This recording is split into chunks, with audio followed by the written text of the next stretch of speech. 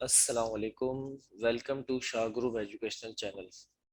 बच्चों, आज इंशाल्लाह ताला हम एक और फिजिक्स का कॉन्सेप्ट सीखेंगे और इसका ताल्लुक जो है वो सेकेंड ईयर फिजिक्स के चैप्टर नंबर 11 हीट से है। तो आइए देखते हैं आज हम क्या सीखेंगे बच्चों।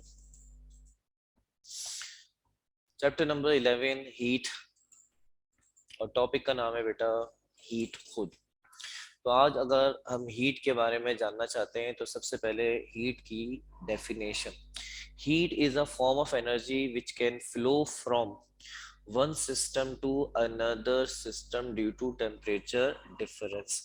हीट बच्चों एक ऐसी एनर्जी की फॉर्म हो है जो कि एक सिस्टम से दूसरे सिस्टम यानी एक बॉडी से दूसरे बॉडी में ट्रांसफर होती है जब उन दोनों बॉडीज में टेम्परेचर का डिफरेंस होता है, फर्क होता है। यानी एक टेम्परेचर, एक बॉडी हॉट और एक बॉडी कोल्ड, यानी दोनों में से किसी एक का टेम्परेचर ज्यादा और एक का टेम्परेचर कम हो बेटा। ठीक है। अब हमारे पास फर्ज कर ले क्या कहते हैं, एक बॉडी जो है उसका टेम्परेचर आ रहा है 10 डिग्री सेंटीग्रेड और एक बॉडी जो आ रही है उसका टेम्परेचर आ रहा है 50 डिग्री सेंटीग्रेड। तो बेटा अगर ये दोनों बॉडीज कांटेक्ट में लाई जाएंगी तो हीट जो है वो 50 से बेटा ट्रांसफर होने लग जाएगी, किसके अंदर, 10 वाली के अंदर ट्रांसफर होने लग जाएगी। तो ये जो हीट ट्रांसफर हो रही है ये असल में एक एनर्जी की फॉर्म होती है। टेम्परेचर डिफरेंस की वजह से हमेशा फ्लो करती है हाई टू लो। हीट को हम एक और अंदाज से भी डिफाइन कर सकते हैं और जो दूसरा अंदाज होता है वो ये होता है कि हीट उस वक्त बन जाती है या हीट उस वक्त हमें मिलती है जब हम काम करते हैं फ्रिक्शन के अगेंस्ट। तो जब भी वर्क करेंगे फ्रिक्शन के अगेंस्ट तो बेटा हीट एनर्जी हमें मिलेगी। कैसे बच्चों, आप जानते हैं कि सर्दी के दिनों में सबसे ज्यादा तेज हीट हासिल करने का, हरारत हासिल करने का, बॉडी को गर्म करने का तरीका है हाथों की रबिंग। जब हमने हाथों को रब करते हैं तो उस वक्त फ्रिक्शन होती है हाथों में और उस फ्रिक्शन के अगेंस्ट रबिंग के दौरान हम काम करते हैं और हमारा जो ये काम होता है ये बेटा ये कन्वर्ट होता है एक एनर्जी की फॉर्म में, जिसको हम लोग क्या नाम देते हैं बेटा, हीट एनर्जी का। और भी बहुत सारी जगहों पे आपने देखा होगा कि अगर आप एक नेल ले लें, कील ले लें और उसके ऊपर हैमरिंग करें हथौड़ा से तो नेल का जो हेड होगा वो गर्म हो जाएगा। या ड्रिलिंग करें बेटा आप एक दीवार के अंदर तो जो ड्रिल का जो निडल होगा बेटा वो गर्म हो जाएगा। तो ऐसी बात है। तो ये सब रीजन क्यों है, गर्म क्यों हो रहे हैं। इसी तरह अगर कोई गन से अगर कोई बुलेट फायर होती है तो गन का जो ओपनिंग हिस्सा जिससे बुलेट फायर हो रही है वो गर्म हो जाता है बेटा। रीजन असल में तमाम ऑब्जेक्ट बेटा फ्रिक्शन के अगेंस्ट वर्क डन कर रहे हैं और उस वर्क डन की वजह से हीट प्रोड्यूस हो रही है, तभी वो हिस्सा क्या हो रहा है, गर्म हो रहा है हीट एनर्जी के बनने की वजह से। बच्चों, हीट को नापने की जो एसआई यूनिट है वो एक साइंटिस्ट के नाम जेम्स जूल के नाम पे रखी गई है और वो होती है जूल। इसके अलावा भी कुछ पुरानी यूनिट्स हैं और कुछ अभी भी यूज हो रही हैं। कैलोरी यूज होती थी पहले, किलो कैलोरी यही वाली है, थोड़ी सी बड़ी कर दी गई है। इसके अलावा ब्रिटिश थर्मल यूनिट यानी अमूमन हीट एनर्जी इन यूनिट्स के अंदर मेजर की जाती है। आइए बच्चों, जो हमने सीखा उससे रिलेटेड एक एमसीक्यूज देखते हैं और उम्मीद है कि इस एमसीक्यूज का जवाब आप इंशाल्लाह दे पाएंगे। एमसीक्यूज है, heat energy can not be measured in. आप हीट एनर्जी को किसमें नाप नहीं सकते। आपके पास 10 सेकंड है जवाब देने के लिए और उसके बाद जवाब देखते हैं।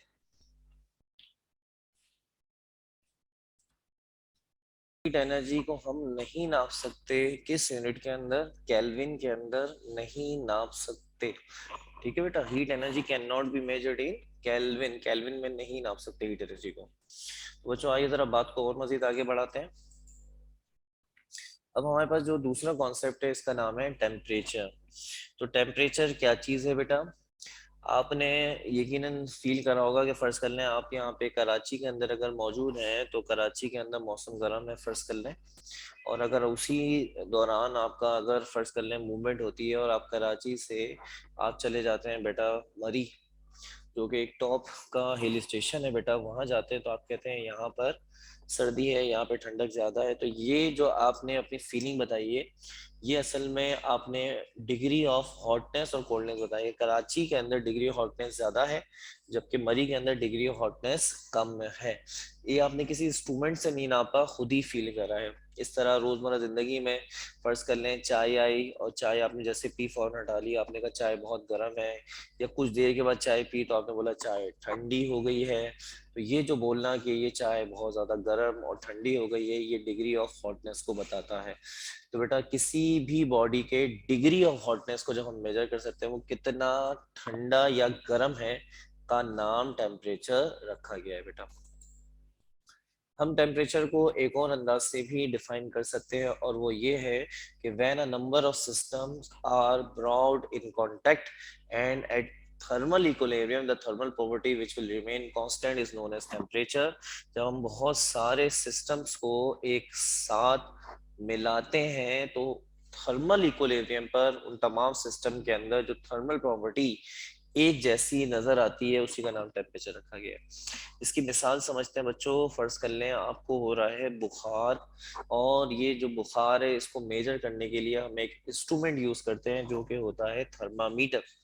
थर्मामीटर में एक मरकरी होता है। मरकरी एक ऐसा सब्सटेंस होता है जिसको जब हीट मिलती है तो ये एक्सपेंड होता है, और जब इसमें से हीट निकलती है तो ये कॉन्ट्रैक्ट होता है। अब डॉक्टर ने आपके मुंह में बेटा थर्मामीटर रख दिया, क्योंकि इस वक्त आपकी बॉडी का टेम्परेचर यानी बॉडी में हीट ज्यादा है, ठीक है, तो नतीजे के अंदर क्या होगा, आपकी बॉडी से हीट फ्लो करना शुरू करेगी थर्मामीटर के मरकरी के अंदर, क्योंकि थर्मामीटर के मरकरी के अंदर हीट अभी ज्यादा नहीं है। तो जैसे जैसे वो आपकी बॉडी से हीट लेता रहेगा ये मरकरी क्या होने लगेगा, एक्सपेंड होता रहेगा, एक्सपेंड होता रहेगा, और एक वक्त ऐसा आ जाएगा ये मरकरी एक जगह पे आके रुक जाएगा थर्मामीटर के अंदर। ये जगह बेटा वो होगी जहां मरकरी की हीट और आपकी बॉडी की हीट बराबर हो चुकी है, इसको हम कहते हैं थर्मल इक्विलिब्रियम। बस डॉक्टर को अंदाजा होता है तो वो एक खास टाइम के बाद जो है थर्मामीटर को जब देखता है तो जहां मरकरी रुका हुआ होता है उसको देखकर बता देता है कि आपकी बॉडी का टेम्परेचर ये है। तो बेटा इससे हम किसी भी बॉडी का क्या नाप सकते हैं, टेम्परेचर नाप सकते हैं। यानी ज्यादा और जिसके अंदर हीट ज्यादा है उस वाली बॉडी से हीट को ट्रांसफर करवाएं, कम वाली ऐसे बॉडी के अंदर इसमें कम हीट मौजूद है, यहाँ तक कि दोनों में हीट बराबर हो जाए, तो बस उस वक्त जब ये बराबर हो जाए तो नाप लें उसी हीट को, और बेटा ये नापना क्या कहलाएगा, टेम्परेचर कहलाएगा।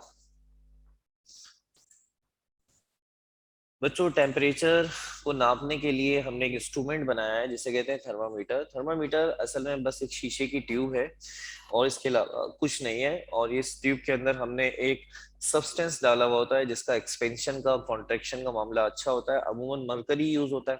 और ये जो जो हमारे पास ट्यूब होती है इसके ऊपर हमने कुछ स्केल्स जो है मेजरिंग स्केल्स प्रिंट किए हुए होते हैं, और उन्हीं स्केल्स के जरिए हम टेम्परेचर को नोट कर रहे होते हैं। जैसे हमारे पास रोजमर्रा जिंदगी के हिसाब से अपनी कैलकुलेशन वगैरह करने के लिए स्केल होते हैं, 1 सेंटीमीटर 2 सेंटीमीटर, तो वो सिर्फ प्लास्टिक का टुकड़ा है, स्टील का टुकड़ा होता है जिसके ऊपर ये प्रिंट हुआ हुआ होता है असल में।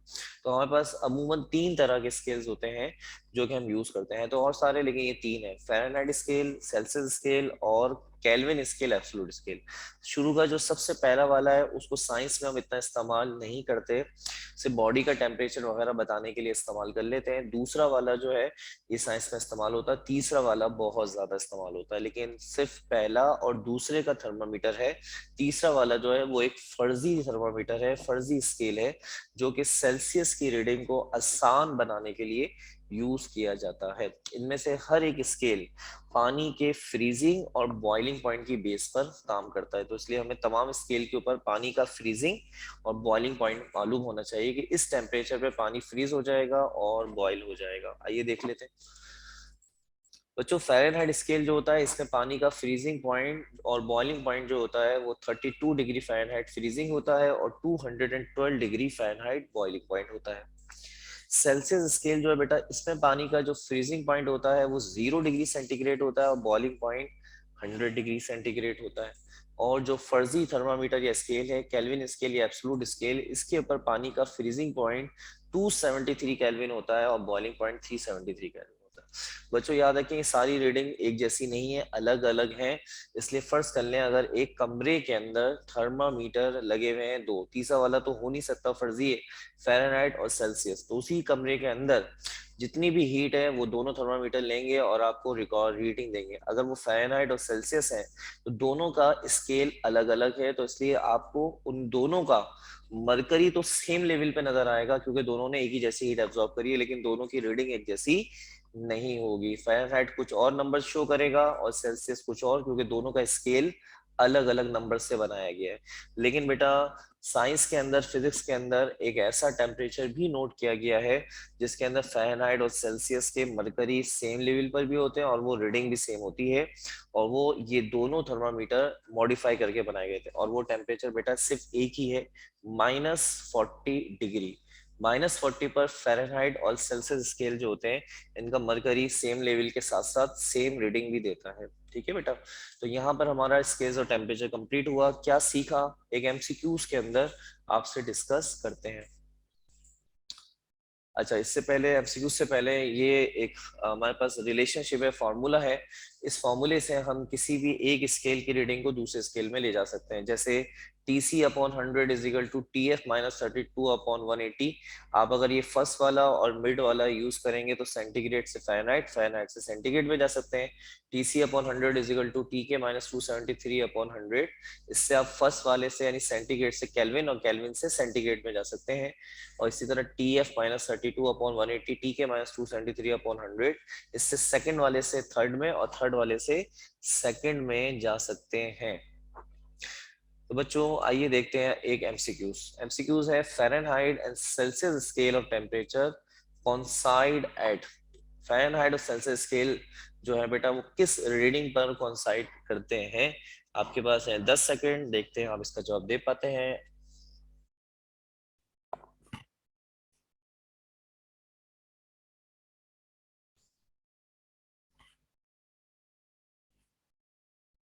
तो बच्चों आइए देखते हैं इसका सही जवाब क्या है। तो बेटा इसका सही जवाब है -40 डिग्री।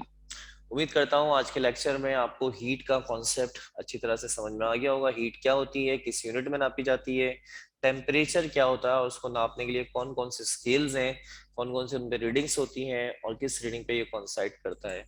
इंशाल्लाह ताला दोबारा आपसे मुलाकात होगी एक नए टॉपिक के साथ। तब तक अपना ख्याल रखिए। Thank you for watching. अस्सलाम वालेकुम।